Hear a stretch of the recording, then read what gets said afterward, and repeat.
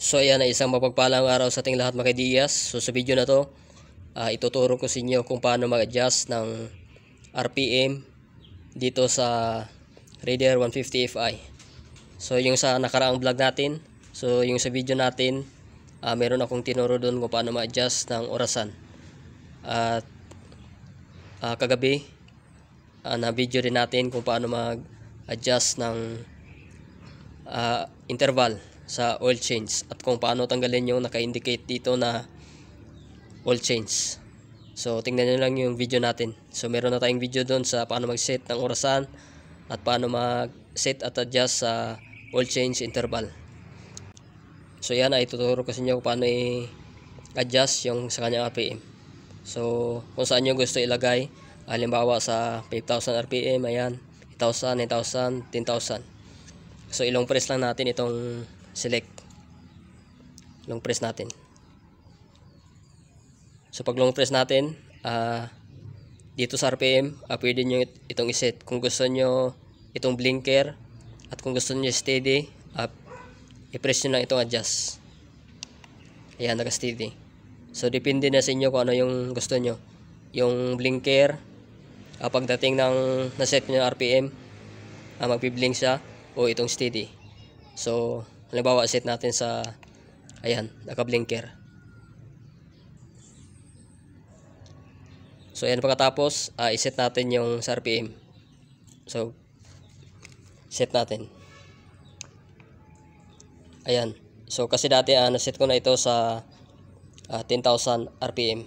So ngayon mag-set tayo. So dito tayo sa adjust, mag pindot. Ayan. Kung gusto nyo 10,500, ayan, 11. So ayan. Kung gusto nyo dito, pagdating dito, mabiblink na siya. So kung gusto nyo naman 5,000 RPM, so pagdating naman sa 5,000 RPM, so magbiblink yan dito. So ayan, depende sa inyo kung saan nyo iset. So dito sa atin, lagay natin sa, ayan, halimbawa, so set natin dyan sa 10,000. Tapos i-try natin ipaandarin mamaya. Kung pagdating dito sa 10,000 RPM, mag-blink na itong sa RPM natin na indicator. So ayan, set na natin. So pindutin na natin itong select. So ayan, so naset na natin siya. So ngayon, try nating pandarin.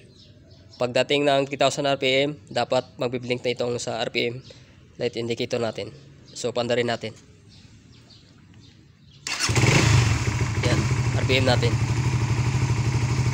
So pagdating ng 10,000, dapat magblink na ito. Yan. Kita nyo, nagblink na siya.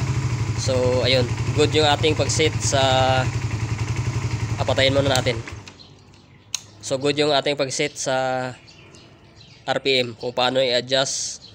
At ayan, so depende sa inyo kung saan nyo sa i-set. So sundin nyo lang yun.